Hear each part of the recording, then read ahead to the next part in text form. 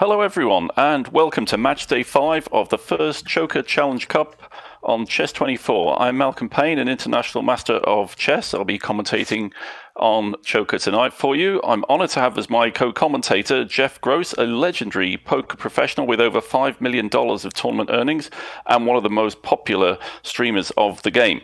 Jeff will be offering insights into the poker in Choker, while I'll commentate on the fast and furious chess phase of this revolutionary new game.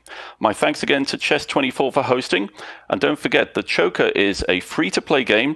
To join the fun, just download the app from the either Apple Store or via Google Play. So tonight's match is our first semi-final between an international master, Eric Rosen from Canada, and Raffael Chess, who's kind of Mr. Chess in Brazil. Both got through really, really interesting and tough round one matches. We saw a lot of unusual Choker, but our impression is, as I'm sure Jeff will elucidate, we think that everybody's kind of learning on the game. Jeff, what was your impression of the betting styles of our two players in the first round? Yeah, I think that it's clear that moving along, people have been paying attention. I think some of the opponents have noticed that it is, of course, important to pay attention to how much you're wagering, how much you're putting in, and what pieces you have. And there are times when it's okay to fold, and also times when it may make sense to bluff or go all in. So I think we really got to see that in the Bill Perkins Matt Staples match. There was a lot of betting. Of course, we got to see 2-0 and then come back all the way 3-2 for Bill to win. But we did see that it is important on that. So I think that's going to be interesting today in this semifinal to see how these players have maybe adapted, maybe they've learned, watched some film, and have put some more efforts into that portion of the game. Because I think, Eric Rosen and Raffael, they're both not, they know how to play chess. They know how to execute that part of the game. We're, of course, learning the positions and sort of a nuances of Choker. But I think that's something that really no one has experience with is the betting, and other than some of the poker players in here, which was Bill and Matt. Yeah, it was like on match day 3, we got lessons in the poker in Choker, really. I think it was the first time when we saw more nuanced betting. Certainly in the first match when Eric played Simon Williams, Simon was really betting quite, almost randomly. He was going in, he was being super aggressive, and Eric wasn't fazed by that, right? He handled it very well, I think. Yeah, no, for sure. That was sort of just all in and go with whatever pieces were dealt. And I think, honestly, I think it could have worked out either way, right? You're just pushing the variance a bit on that, sort of, because there is a disparity when you have much better pieces. You're going to be at a big disadvantage, and that is in your control to actually fold. Whereas in chess, in regular chess, if you get in a bad situation at an early stage of the game, you can't just you can, but you'll lose, right? You can't just say, all right, let's go, let's reset the board and play. So that's definitely one of the more interesting components of Choker, and I think we're seeing it more attention given to that portion, the phase of the game, if you will, as we've continued along this tournament. Right. I mean, on the chess side tonight, Raffael Santos, so he's Mr. Chess in Brazil. He's a very, very popular streamer. We've got a very, very big following on YouTube. But I checked with him just before we came on air, and he doesn't actually have an official chess rating, whereas Eric is an IM. So you'd have thought if all things are equal on the betting side, that Eric would be something of a favorite. But I have to say, the way Raphael confused Anna Rudolph in the first round with that, it was almost like the pre-move of a pre-move.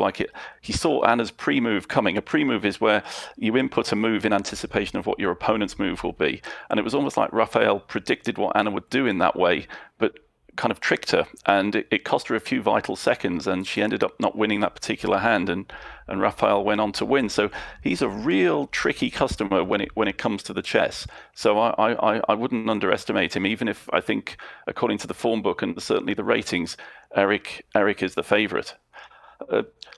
Jeff, both players start with 10,000 chips. We've been thinking a lot about the different hands, what hand is worth folding, and what hands you should keep. Have we formed a view yet when you get pawn? Because there's this interesting promotion possibility, isn't there, in the Choker hand? Right. Would you fold on pawn? It's close because exactly as you mentioned, the promotion makes it kind of optimistic. You have a chance to go for a big upgrade with the queen. So I'm not sure. I starting in terms of format, I quite figured out when I would let go. I mean, there's certainly certain matchups of beat out cards that are really weak. I think upon one I would like to try to get the promotion, especially right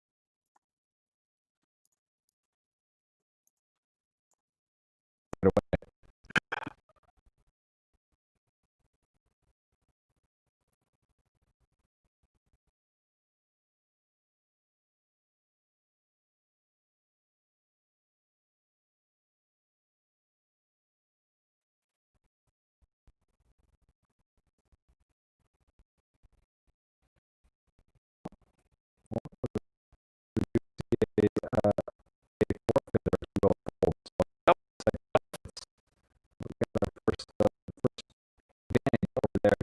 You can see in the early stages the lines are relatively low. This is not a big deal. So it's still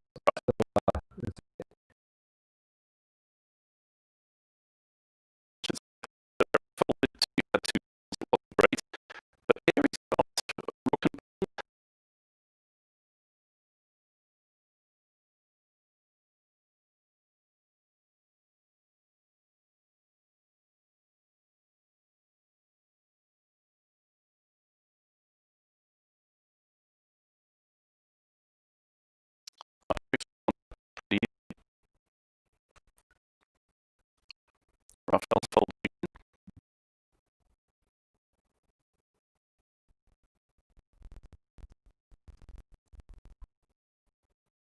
Okay, we'll do.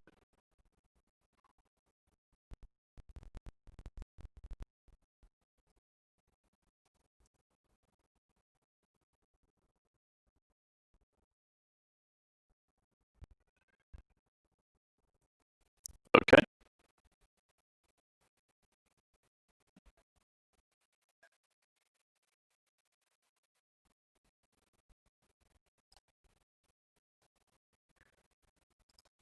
Yeah.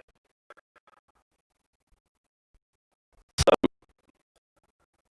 looking at the relative, we've got big pots. Okay, the big line is up to 4, gone up to 3,000 pips. But Eric's got that pawn again. He's thinking about it here, whether or not to carry on pawn, bad hand. If you get a third pawn, that's exactly what happens. Yeah, he did get that promotion. It's looks like a decent hand. So we're seeing some cautious play early on here. Checking, checks and folds, and neither player is really going to buy here with modest hands. So the Empress comes in. The Emperor's in poker, right? Yeah, definitely like to see that. Here's what it says in the next semifinal, so it's getting close to getting to the wire here. I think Bill made that exciting comeback, and Miss Botez, she's got a very popular Twitch stream, and Bill has a stream as well. I'm looking forward to that match, but this is the other semifinal first. So let's. Who do you got today? Who do you like? You don't know too much. I guess we've seen them a little bit. Who do you like, Malcolm? Who do you think gets it done today? Well, I feel Eric has to be slight favourite just because he's a professional chess player. Certainly, Raphael is a chess professional, but he can't have the same amount of chess skills. He might have kind of blitz chess skills, I think, which could be interesting. This could help him quite a lot. But overall, I would have thought that tactical vision-wise, Eric just should come out slightly ahead, but in Choker, absolutely anything can happen. It depends what pieces you get, what cards you get, and here it looks like we've got one of these games with no queens, or is that a promoted queen I see there? Yeah, it's also interesting to know. I mean, this is a 19K pot. This is for all the marbles right here, because this is 1,000 behind for Raphael, although the big blind is larger than 1K. So this is essentially wow. This is whoever gets this one done is going to win it. We're in the chess phase already, so important. Yeah, important. This is effectively all in, isn't it, Jeff? Because the loser won't be able to meet the big blind. So yep, this will be 1-0 for somebody. Unless a draw, right? But it's they could draw. Yep, they could draw. So Eric's got a queen against 2 rooks. He's got a queen and a pawn against 2 rooks. Now that's intriguing because a queen is worth 9 points in chess, a pawn 1, that's 10. Rooks are 5 each. So notionally, this is about equal. But I think I'd prefer to have the queen and the pawn, just somehow because the queen can whiz around on this open board, because you start only with 14 instead of 32 pieces in a choker game. A normal chess game starts with 32 pieces. So I think I'd prefer the queen, but this is a configuration of pieces that we've never seen before. This is real interesting. So Eric's bringing his knight up and Raffael's countering with the same idea. I think Eric now could possibly bring his knight forward, which he's done. So that knight's very well placed, and Raffael's actually just retreated back into his shell. So the question is now, can Eric maybe bring his other knight forward? No, he's decided not to. He's putting that knight in quite an aggressive place. That knight's looking at that square. Could get a bit nasty.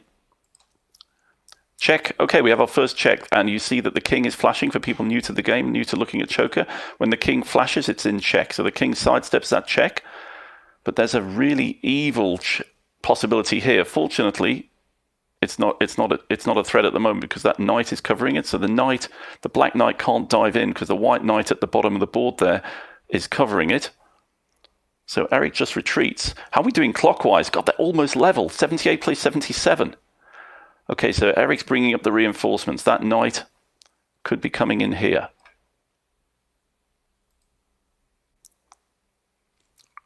I think Raffael's struggling to coordinate his rooks, and Eric has this nice little bolt hole for his king here, which is extremely helpful. Yeah, white's pretty compact there in the back, but seems like that the time now too. It starts. The time's always interesting. It just seems like it's safe, and then all of a sudden you can tell it starts getting tight. So it's panic stations. Yeah. He's allowed the check. He's allowed the check. Knight in check. But I'm not sure that it actually wins. Can Eric exploit this? Because what we've got now, this is very unpleasant. So we've got this, what's called a pin. I've blotted it out completely there.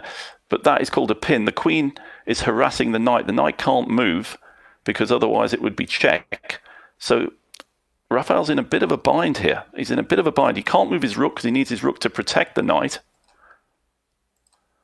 And the knight can't move and the king can't move. So actually, this is really a problem. Can Eric go in for the kill here? He's got a spare knight. That knight can maybe dive in somewhere. No, he's playing a quiet move, just moving his pawn up there. Raffael's trying to get out the pin, but he's forced straight back in by Eric with check. Eric now coming forward with the pawns. Okay, he's got 24 seconds to finish this. Rook attacks the queen. Queen must move out the way. Queen moves out the way, but Eric has got 21 seconds for the kill. He's got to move. He's just got to charge down the board. Or maybe knight in. Yeah, knight in. Threatening queen takes knight check. This is very unpleasant. I think Eric might be able to do this, even though he's only got 18 seconds. Raphael's shaking his head. He knows that was a mistake. Now, knight takes knight check is winning lots of material. That's winning an entire rook. It's winning a knight for a rook, followed by a rook for a knight. He's won an entire rook. Now he needs to mate with queen and knight. And as we've said before, queen and knight, they're all right. They complement each other. They move in 2 different ways. You've got more or less every single chess move on the board when you have a queen and a knight. That loses. Rook d2 loses. Oh, but he missed his chance there, Eric. Played a quick move, knight h3 check. That wasn't so great. He's lost his coordination momentarily and allowed a nasty comeback. Rook check. Now that rook needs time. Time is time. Tied. 8 seconds, plays 6.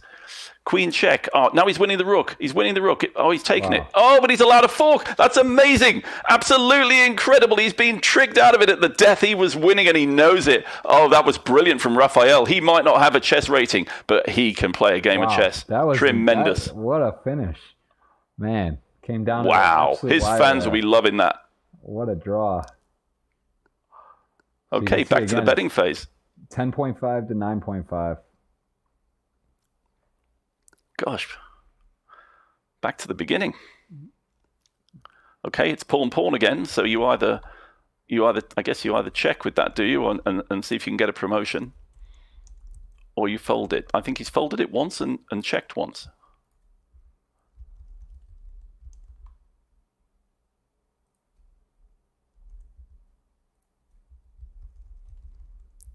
Okay, in the pot.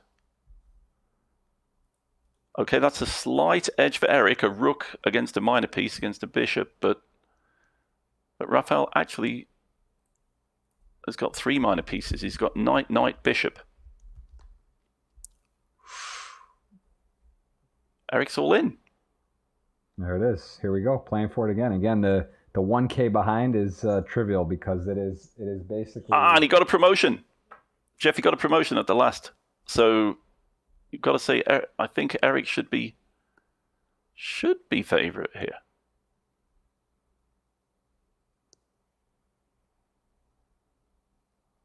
Okay, we've got those pawns on the edge there. That's interesting. Yeah, we were saying the pawns generally want to be kind of by the king, protecting. That's right. See a little bit of a. That's real aggressive setup. Yeah, that's real aggressive. I think the assumption is, and this was something that Alexandra pointed out that I was really impressed by in the interview afterwards, that because when she put a pawn, do you remember she put a pawn out there on the side of the board, and I was going, why did she do that? But actually, she was already thinking of the situation, what we call in chess the end game, where there aren't very many pieces on the board. She kind of sussed she kind of sussed that Alessio didn't actually have a queen, so she didn't need the pawns right by the king so much. Interesting. Yeah. So look at this. So look at these 2 rooks. These 2 rooks are fantastic. They've got the up and down here. Whoops. They've got the up and down. They're flying up and down the board. This is going to be very unpleasant. Very, very, very unpleasant. You can see another rook's going to come in here. Bishop's going to come here. It's pin and win again. That horrible lateral pin of the knight. The rook is pinning the knight. And that's it. Gone. Raffael gave up. He could see he was going to get crushed and just resigned. Eric had loads of time. So what is Eric will presumably be the chip leader, but what's the balance? Yeah. It's getting... Folding is not really much of an option pretty soon here as the blinds go up, but let's take a look. I got to root for Raffael, man. My wife's Brazilian. I speak a little Portuguese. I like how he played winning his first round. I was impressed with his play and just sort of how he's maneuvered. So there it is. Yep. Raffael. Oh, but Eric's one up. 1-0. Okay, we'll wait. And is he claiming chess? Is this like Eric Rosen? His last name is not chess, but he's just known as Raffael Chess. I mean, that's a strong. If I change my name to Jeff Poker, that's a statement. Is that his like? Is that what he? Is that his nickname? Is that his handle? Like, what is that? Yeah. So in Brazil, Rafael's known as Mr. Chess or Mr. Chess Brazil. He's got a huge following. I think sort of over 60,000 followers. I think on YouTube, something like that. A very very sizable following anyway. And so he's known as Mr. Chess, but. Eric's I guess you would describe him as a jobbing chess professional. The choker is another string to his bow. Rafael's actual name is Raffael Santos, but we call him Mr. Chess for the purposes of choker. So the first person to 3 wins. So it's not quite elimination station for Raffael just yet. It was interesting how Eric. I didn't actually see Jeff. Who actually went all in first? I got the impression it was Eric. He had the slightly better hand, I think. Yeah, that's what it looked like. Of course, the betting comes real quick because your clock is ticking down during the betting as well, so you can't afford to think for too long.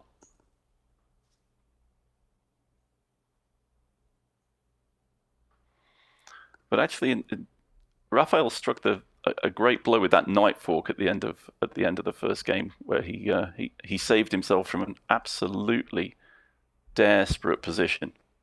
I'm getting something actually from the producers that Eric, if Eric gets a rook or a queen, he likes to go all in. That's interesting. So it's worth recapping actually how choker works, the 3 phases of the game. So you have the betting phase, then the placement phase, which is really important, where you put the pieces, and then the actual chess.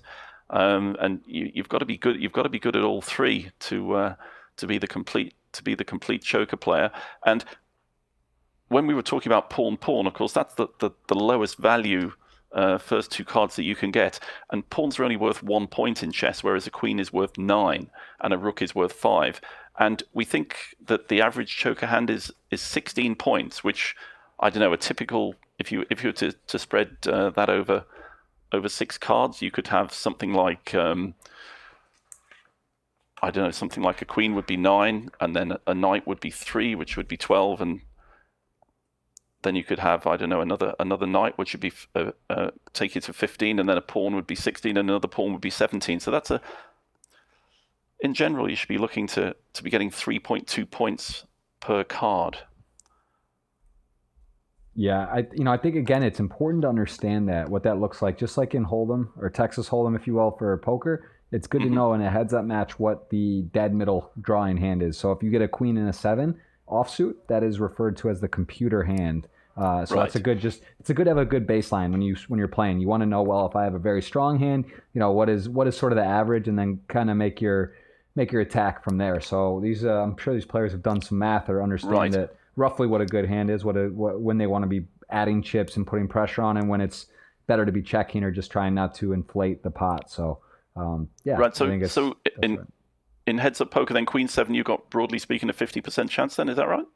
No, it basically means if you and I play poker heads up and we get dealt a hand, if I get queen 8 offsuit, it would be stronger than average, and if you got queen 6, you would understand that you probably have a little less than a weaker hand. Right. So it's just a medium dealt hand. Right. Eric got a very poor hand and folded straight away there. Yep. No, we're seeing some discipline executed here. Definitely, we're seeing some folds, some pot control. We're not just seeing the all in and hope method. Ooh, Raffael is a big favorite here. Rook bishop plays pawn, but Eric draws a queen. Ooh. Queen is nice. You always feel good with that big. You really do. Queen. It does feel very strong. Eric's actually had a demotion though, because he drew a second queen. It got taken down. That's the purple card you see on the right.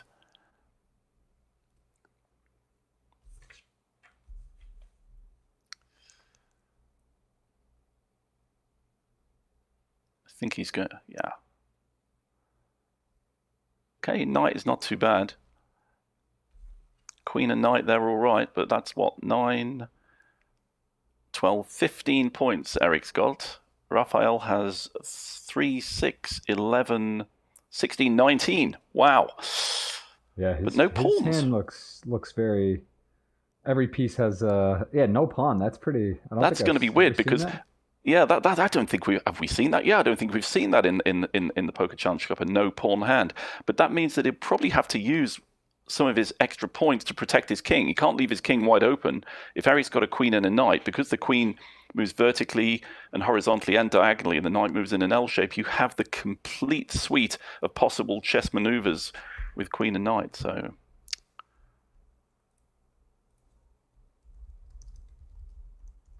But it looks like Eric folded it in the end.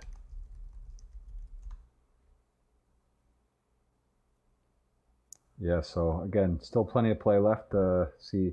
Well, actually, it's pot's 11.5K, so Raffael here can lean. He's got a little backup. If he were to not win, he would still have 8,500. They could play again, but this is up to Eric now, who is at risk to lose. So it's rook knight. Rook, knight, bishop, and 2 pawns against rook, knight, and 2 bishops and pawns. So slight edge for Raffael, but this is pretty random. Pretty random. I wouldn't say it was. I mean, certainly on paper, you'd think Raffael had a small advantage here. He's certainly material up a little bit, but it's such a weird configuration. I've got to say, Jeff, sometimes the way choker hands work out, that they're not. I can't relate them to anything in my normal chess experience sometimes, and this is one of those. Yeah, it's definitely some bizarre piece matchups you don't generally see.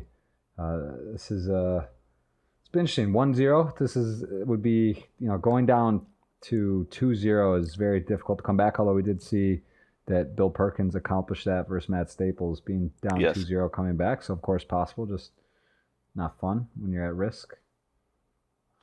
Okay, so I think Eric's going to be rather disappointed when he sees Raffael play that rook. Yeah, there he goes. There it is. Kind of jumped out of his seat. Yeah. Yeah, because I think he thought he might have the edge materially, but actually he's He's down a little bit. You can see that Raffael's got an extra bishop compared with one of Eric's pawns.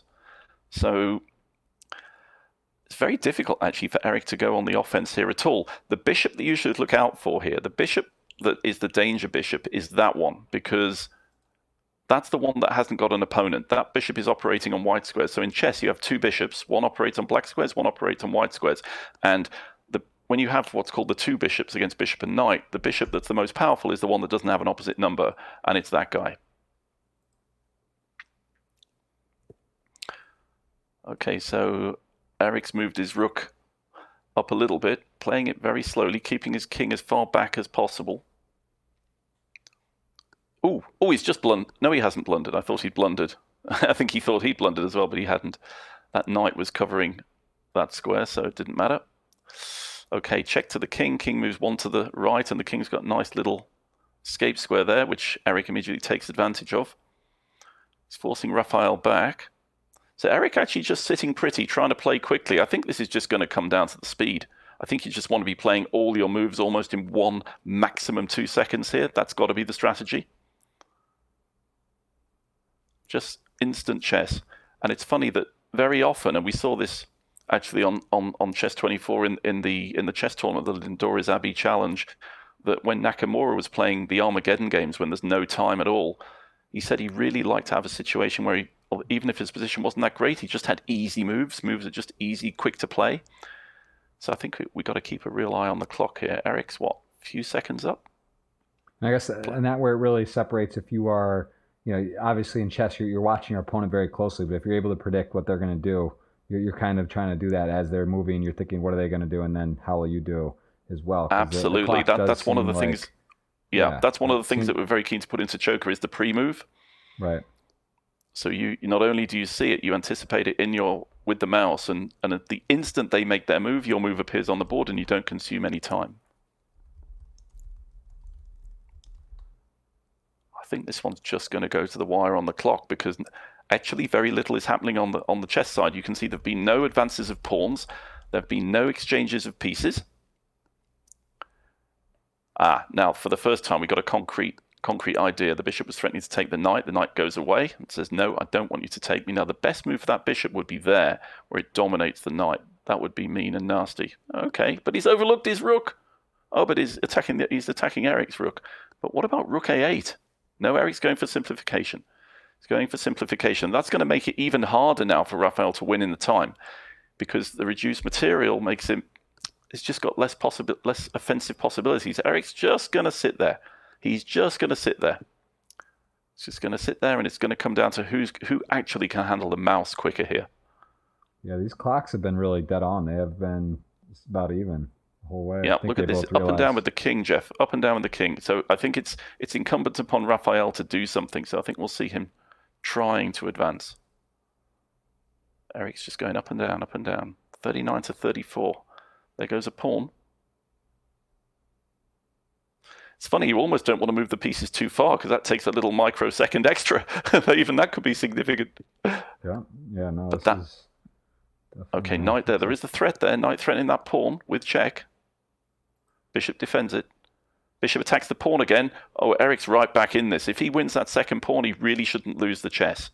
Really shouldn't lose the position. If he wins that pawn, and he's attacking it with bishop and knight, it's going to go. But he's not taking it. That's interesting. He's let him defend it. I wonder why. That's strange. Yep. Raffael swapped that off. Now Raffael's got a chance to win. Now he's got a chance to win. He's got 2 pieces against 1. 1 piece against 0. This is a technical win, but he's only got 7 seconds against 11 to do it. It's just a battle against the clock. Raffael's only chance is to get rid of Eric's 2 pawns, then he won't have material to win. At this point, if Raffael ran out of time, he will lose. He needs to do something. He's not doing it. He needs to take those pawns. All Eric has to do is just hang it. That's it. Your opponent ran out of time. Raffael had to remove those 2 pawns, remove what we call mating material. He'll be disappointed with that. That was a chance. He shouldn't have lost that. That was important. He's shaking his head, and now, again, it's pretty even in the chips, but still 1-0 to Eric Rosen, and this is or Clash, I should say. It's I Wow. think Raphael realized he let go of a big opportunity here. Yep. And there's a fold. You just see a fold.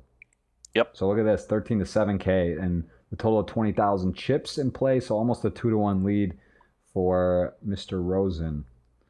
So Raphael can't be too selective anymore. He's gonna have to kind of make a play, and you can see the big blind already. He's essentially all in here. The big blind is already. Ooh, big blind is 4. 4K. Yeah, he's got to go. There's no Yep.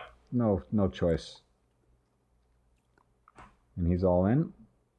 So we're going to be playing for it here. But if Mr. Rosen were to not win here, he would still have 6,000. So again, pressure now on Raphael all around. He is in a must-win situation.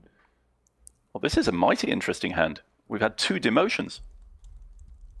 You can see 2 purple cards there. 2 cards that were demoted to a queen, to a pawn. Okay, we've got the same configuration of pawns here that Eric's setting up. He seems to like that pawn chain. Pawns are good in a chain. By a chain, I mean that one defends one, the other defends the other. It's nice and compact.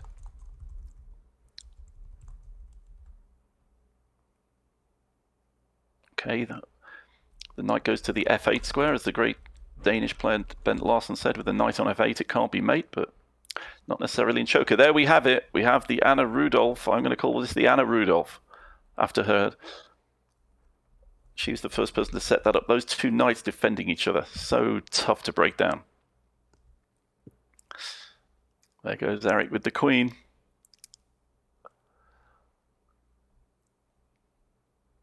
Right, where are we? So we've got... Oh, okay, so there is a little bit of danger here. Raphael's threatening mate in 1. That's not so nice. So Eric oh, there's a first, Jeff. I don't think we've ever seen this in Choker before, certainly not in the Choker Challenge Cup anyway. That was castling. That's the only time in chess when you're allowed to move 2 pieces at the same time. The rook moves and the king moves, and your king... I was going to ask you about that. Why do you think is that just doesn't make sense so much in this format? Or there are fewer opportunities to do it in Choker, just because of the way the pieces land on the board. But that was the first time I've ever seen it. Wow, okay. Does it make sense? Was that a well-executed I thought it was a great castle? move. Yeah, it gets the king into safety, because now the king is surrounded by this pawn constellation and by the bishop, so the king got a lot of safety. A lot of safety. There's also the chance of the queen of the rook coming down here, putting pressure, but that would allow queen down to that square, so the bishop covers that square. This is all clever stuff. Okay, we have an invasion. That's sort of, I don't know, I think that's full of fire and fury, signifying nothing. That queen move didn't really do anything, and so Eric says, go on, clear off. Just clear off. The queen at the moment, though, has to protect the bishop from the black queen, which is slightly annoying. Okay, the rook's invading. The rook's invading. He's coming in. He's going to put pressure on this pawn here. Sorry. He's going to put pressure on that pawn.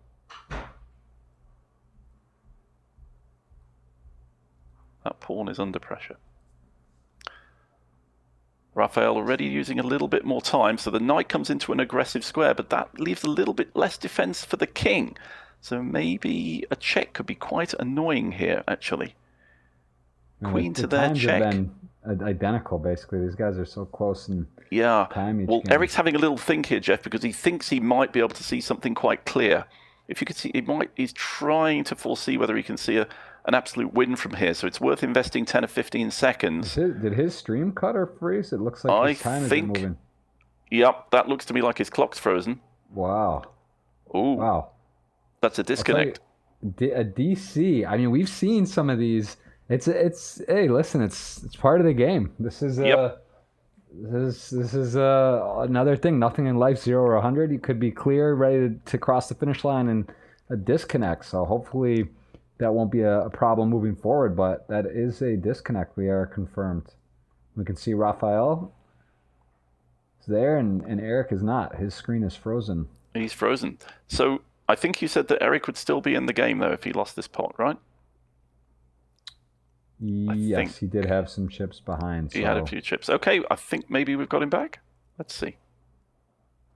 No, we still don't have him back, I'm told. That raises...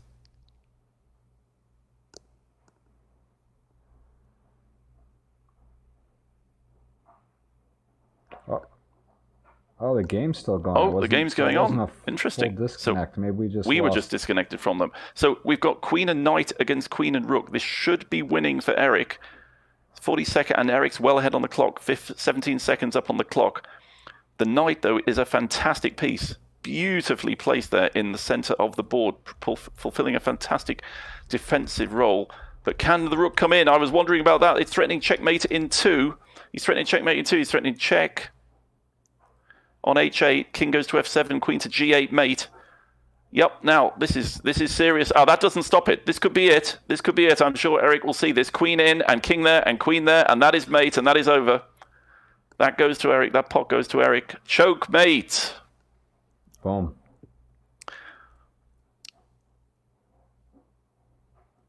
Just like that. So I think Raffael can't meet the big blind there. So Eric goes 2-0 up, Jeff. Yeah, it's gonna be tough to overcome. Raffael smiling though, he's staying positive. He knows it's been done. Yep. Comebacks can happen. 2-0 though. It's we missed a few moves there, but effectively what happened was that Eric swapped his bishop for one of Raffael's knights, and he broke that chain. He broke that defensive chain, and then he was able to invade very skillfully with queen and rook, and give checkmate with those two what we call heavy pieces. Yeah, so it looks like the stream broke, but not the game. That makes sense. Yeah, I think that's what happened. Well, very well played by Eric. I mean, he needed to calculate. I think he invested something like 10 or 15 seconds just making sure that it worked. And he was in. What was interesting was that at the end, Raffael had a queen check, but because Eric had played that castling move, his king was in amongst his 3 pawns, and when he replied to the check with just a simple king move. In chess, when you're given a check, it's either ABC, avoid, block, capture. So he just avoided the check. Raffael didn't have a follow-up, and at that point, Raffael, I think, possibly hadn't noticed that there was a checkmate in 2 threat, and he just played another aggressive move when he had to go defense there. And Eric just, he carried out the checkmate. Very impressive. But you'd expect an international master to see it. Even this international master saw it, so I'd expect Eric to see it. He's a full-time player, as I'm just a retired, with the emphasis on tired, ex-pro. Raffael, certainly under pressure now.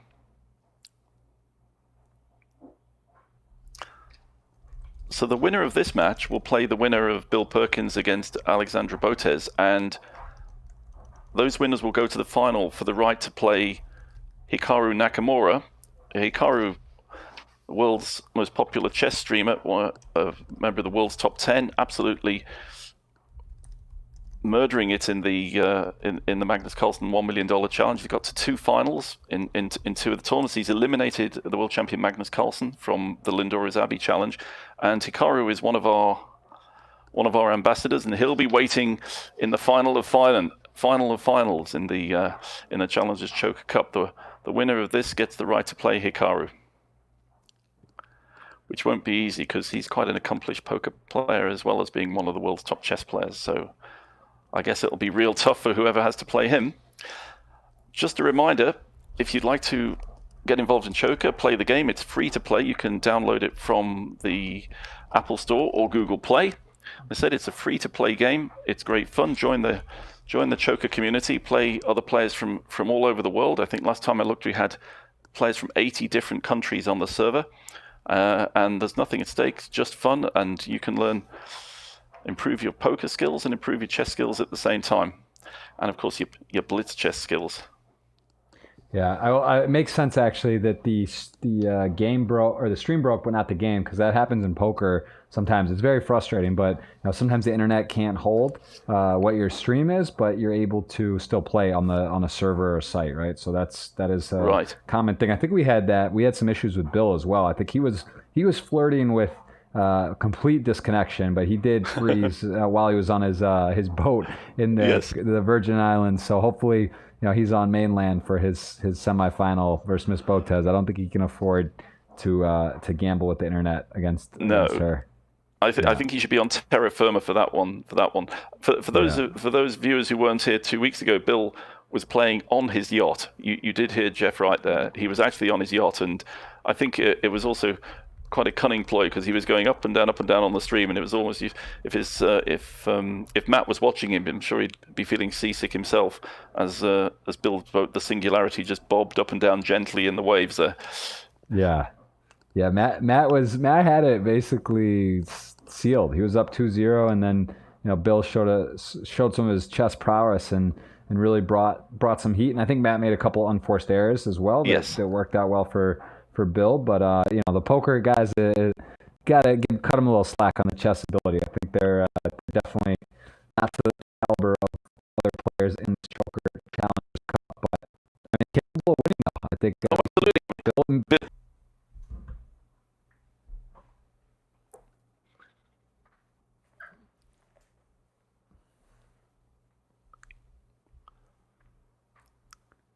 Yeah, I mean, I think Bill's got a very decent chance against Alexandra as long as he's been practicing his speed chess, because she's very tricky. She's experienced in all the pre-moving and all this clever stuff with the mouse, and she can certainly play real fast as well. So I think that's the one thing that if Bill's preparing, he just needs to learn how to play lots and lots of quick moves, even moves that in the style of Nakamura. Not necessarily moves that don't do that do particularly much, just moves that get the opponent's clock ticking. That's the thing. We've already had one game here where there was really virtually nothing going on chess-wise, and it was just a battle against the clock until somebody made something happen.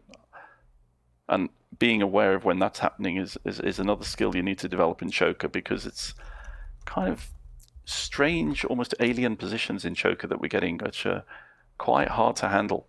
And sometimes the best thing to do maybe is just to do nothing, but just do it very well.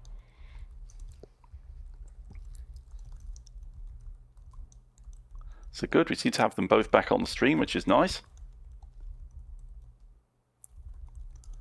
I'll just wait for those 20,000 chips to appear. Yeah, 2-0. So Raffael knows that his time is limited at this point. He's got pressure for every single clash coming up here.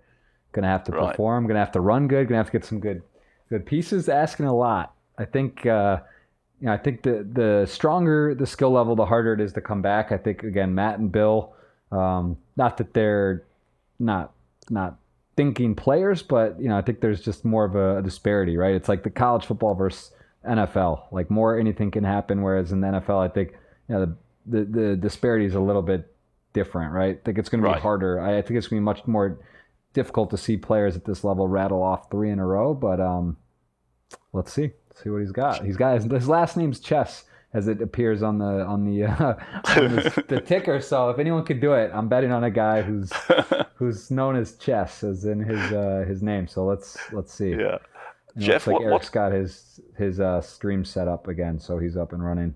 Good.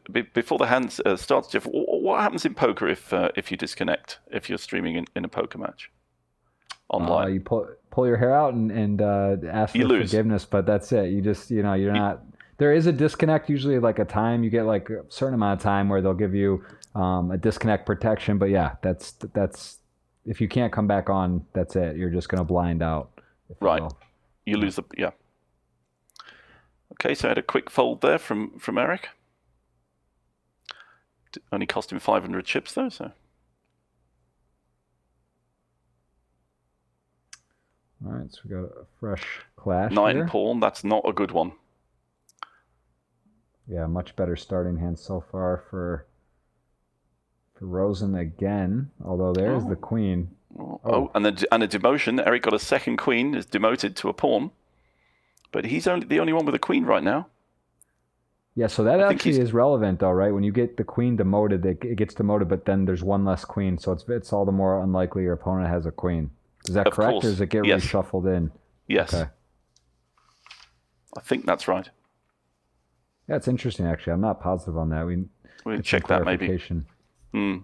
Because actually, you really got to factor that into your odds, haven't you, if that's the case? It is a less chance your opponent has one, so I guess it's a burn card, essentially. Yeah, it's just off the table. Because there's only 4 queens in the pack. So there's 44 cards in the Choker pack, 16 pawns, 8 knights, 8 bishops, 8 rooks, and 4 queens. So yeah,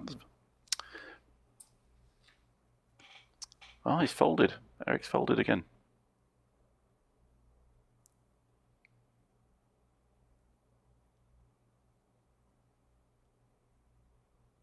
Yeah, so, all right. See a slight lead for Raffael. 2-1, right? Yep.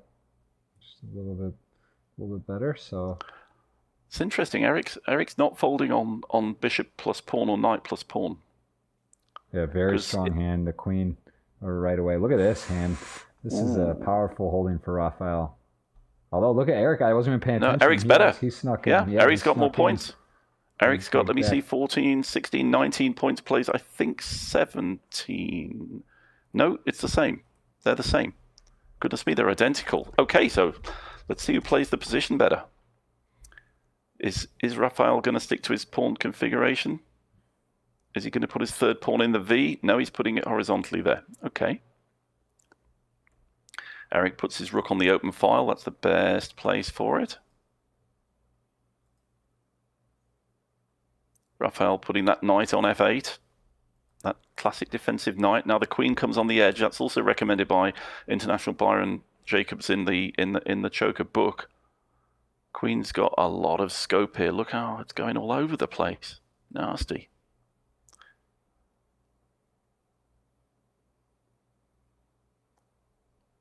Raffael puts his rook on an open file, threatening to whiz all the way down there. That needs to be dealt with. Probably cover that with a bishop, I guess. Probably cover it with a bishop here. No? Really? That's interesting. Okay, well. Gosh, I think Eric's going to have to go on. Oh, he's setting himself up for castling. Oh, that was cunning. Of course, I didn't see that coming. How stupid of me. He said he put his king and rook in such a position so that he could do the castling again. And once more, he finds himself in that super solid situation. Okay, the knight now wants to come into this square. Maybe Eric will cover that. No, he doesn't bother. He's going for the endgame. Well, he's offering exchange of queens.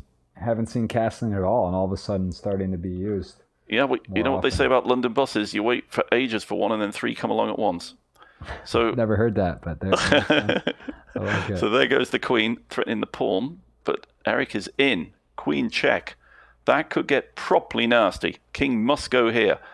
Raffael must not move to your left. If you're looking at this position, he must not move to his left. If he moves to his left, he'll fall to Eric's frozen again.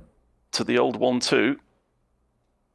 And he's gone to the left, but he's going to fall into another 1-2. Bishop coming here. Oh, whoops. This is nasty. That bishop is threatening to come in here and deliver mate in 2 moves. This is already over. Unless I'm missing something, this is incredibly strong. I can't see a defense. Bishop is threatening to go from here along the diagonal to this square, giving a check to the king. The king has no moves. But that just allows bishop takes knight. Bishop takes knight, and if there's a recapture, he loses the queen. Oh, he's got the check. Oh, brilliant defense. Amazing defense. It's still a horrible position, but at least he's avoided immediate calamity. But it's still pretty gruesome. This is almost like Queensberry rules. It's like it's almost as if it's white to go, and he can punch black. He's got a queen right near the king. He's wide open. So I don't know. Queen. Oh, he's going to bring in the reinforcements. Threatening checkmate. Yeah, it did look like a winning position. It was just a winning position in a different way. That's a brilliant move. Well worth checking for 15 of your 180 seconds. And that rook is coming down there, round the back. Checkmate. That's 13,000 chips. It will be checkmate. It's mate in maximum 3 here. I would have thought 2. Yeah, can he move his queen there, though? Because he protects now if the... Yeah, but after rook here, I don't see how he defends. He's gone. Rook takes queen. It's over. Yep. So that was the only move to save it, was rook, queen to the back, but the rook just took the queen, and it was all over. So, look at that chip swing, and now yes. Raffael is at risk here. I mean, this is 2-0. Eric, a must win now for Raffael. I mean, this is it. The pressure's already on. He's got to. He goes for it. Or the check. I mean, this is 2 pawns to start. We were talking about that. Yep. If you'd want to give up or not, but But does he try and bully him now, Jeff? I mean, with this is a great match situation, isn't it? You can't bully by calling, and he's in the call now. He's just calling off, and he is all in. Right. And that's what he's got to deal with. What he's got to work with. He is, I would imagine, at a deficit. Not a great hand there either. Oh goodness! And that was a demoted pawn, so there's a queen coming for Eric somewhere. Yep. We lost sight of Eric's hand for a while when it was being composed, but that was a demoted pawn, so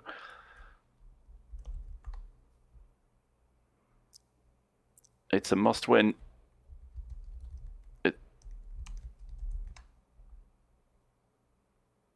Both sides put a knight on the board and a pawn.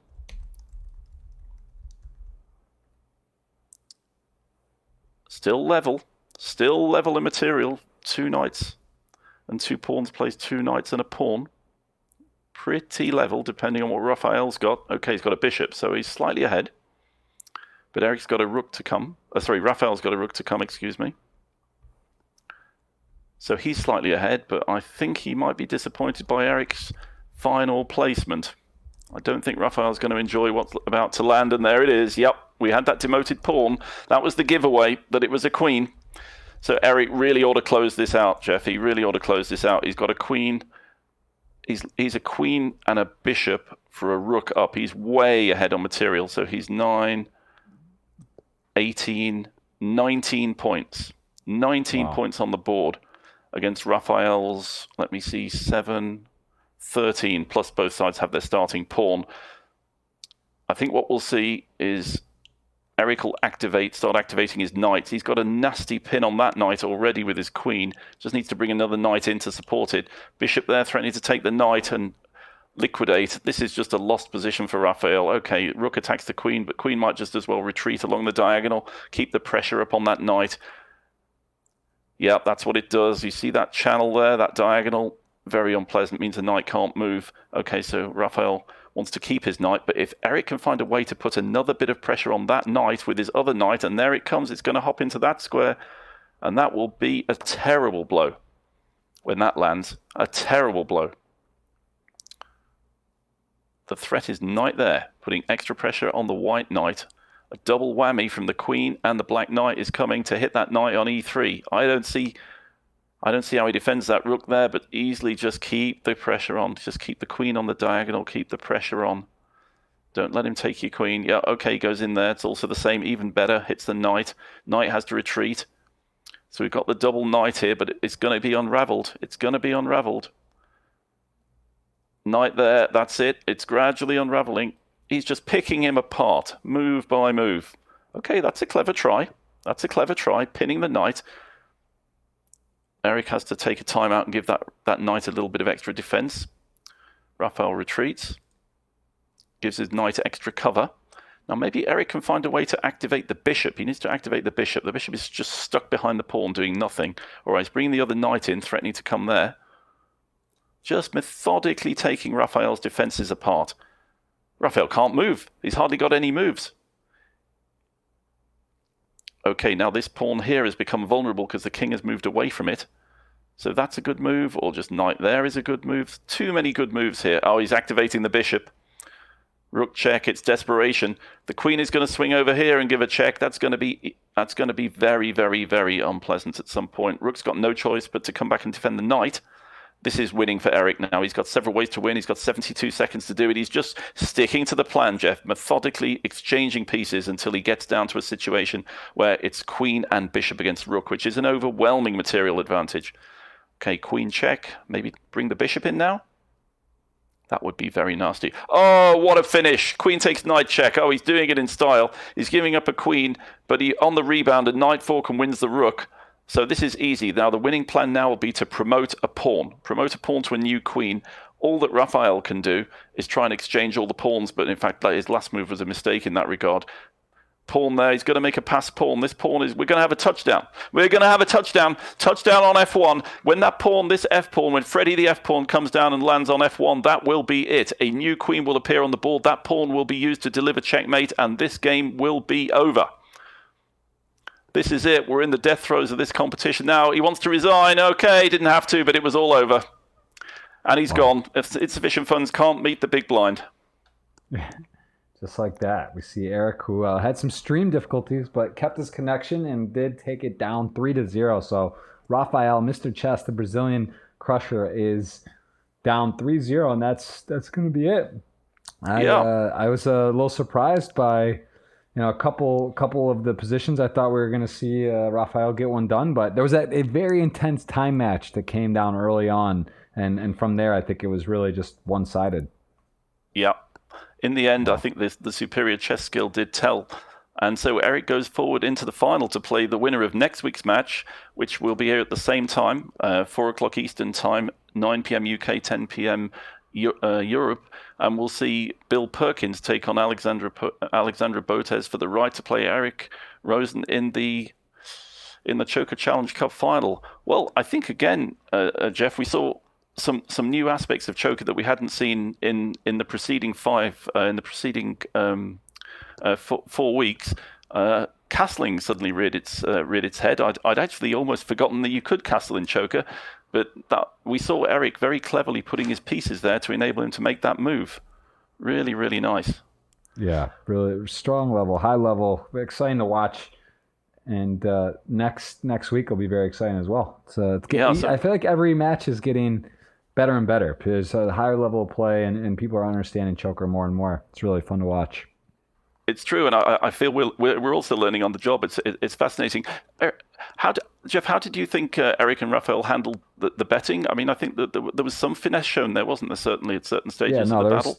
There was definitely folds. There was recognition of piece disparity and deciding to try to pick a better spot. So I think that comes with understanding what that means and what the starting sort of middling hand looks like at what portion that is. Is it the first round of betting, the next round, and what point is it a point of no return where you just have to say, I'm pot committed. I don't think I have a great hand, but I don't want to fold and be too short. So yeah, I think I thought everyone did a good job today. Both players seemed to be well acclimated to those situations. So viewers, please stay on the stream, because I'll be interviewing the winner, Eric Rosen, as soon as we can set that up, which won't be too long. Jeff, I want to say thank you very much for joining us tonight. Your insights into the poker, I feel like I'm learning. I fancy playing a bit of poker myself soon if I can keep learning from you. Your insights. You got my number. Into the odds. Anytime you want, heads up. I'm available. But of course, if you want to learn how to play chess and learn how to play poker at the same time, then Choker is the ideal game. Download it from the Apple Store or Google Play. I want to say thank you to Jeff for commentating with me tonight. It's been another great match, and Jeff, I'll see you again same time next week. So stay tuned, and I'm going to go for the interview. Awesome. Thanks, Jeff.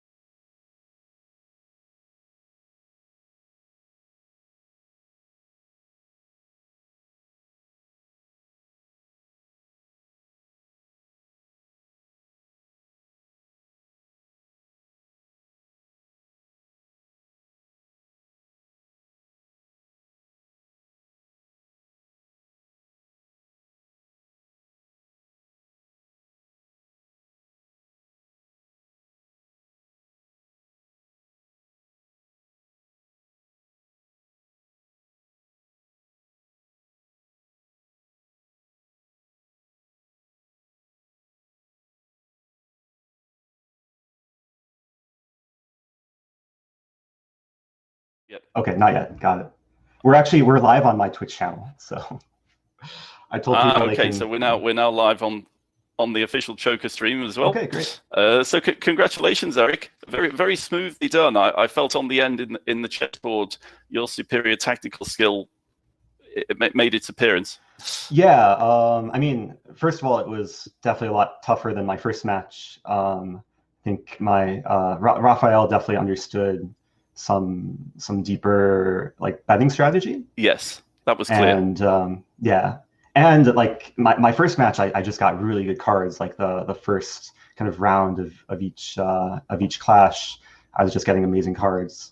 Here there were a lot of hands that kind of had to fold and be patient for when I got something. Yeah, we noticed there were a lot more folds in this match actually than any of the other matches we've seen. Certainly in your first match against Simon, he was all in most of the time, and we felt you exploited that really well. But there was a lot more finesse in this match, and you had to be patient sometimes, right? Yeah, for sure. I mean, of course, I watched Raphael's first match, and I tried to get a sense of his kind of range with betting, and I mean he has a very similar range to me, where he like folds or limps with weak hands like pawn or pawn minor piece, and then just plays very aggressively with much higher value hands. So I knew that going into this match, and I could kind of sense like if he was checking, then at the very least I shouldn't be worse. Right. I also noticed a strategy that you used that no one else did. I think you're the first person to actually castle in the Choker Challenge Cup. So that was a real shock. In fact, I suddenly saw it. I thought, what happened there? Oh, it's castling. I remember about that. Yeah. So yeah, I was not aware of that when I first started playing, and then I think at some point I just wanted to experiment, see if it's possible. And I guess technically, like the king and the rook haven't moved yet because they're just on their starting squares. So, absolutely. I mean, they've sort of made it out of a pack of cards onto the board, but that doesn't constitute a chess move, right? Exactly. Yeah. I mean, I don't think it's like too often that it makes sense to castle, but when you want to play safe, then it's not a bad option to have. Yeah, I mean, when you had the pawns on e2, f3, and g4, it looked like quite a good setup. So you kind of have the dark squared bishop swimming within the white squared pawn chain, and it's kind of like the white squares covered by the pawns, dark squared covered by the bishop, and felt fairly safe actually. It certainly worked out quite well. Yeah, I was explaining that on my stream that you want to make sure your bishop harmonizes with the pawns well. Yes, it's interesting that a bit of positional chess, what we call in chess good bishop and bad bishop, comes into play. That actually beginners in chess often think that you want to have a bishop that's the same colored, working on the same colored square as your pawns, because it can protect them. But actually, those pawns inhibit its mobility, right? So we prefer to have a bishop operating on an opposite color. What do you make of the setup at the beginning in Choker with two knights defending each other? How do you feel about that? That's made a lot of appearances, particularly when one side has less material at the beginning. So you mean like superfluous knights, like just knights, or knights defending the king? Yeah, knights. So say if you've got less material or you've got a fairly weak hand, you'll kind of put knights on d8 and f7 or something like that. That seems to be a strategy that quite a few people have used. Yeah, definitely. I think, I mean, a knight next to the king is one of the best defensive mechanisms in open positions. Yes. And endgames, especially when queens are on the board. And he used that, I think, in one of the games. We had a knight on f8, king on f7. It was very hard for my queen to infiltrate. That's right. Well, I think I was saying on our stream that Bent Larson once sent with a knight on f8, it can't be mate.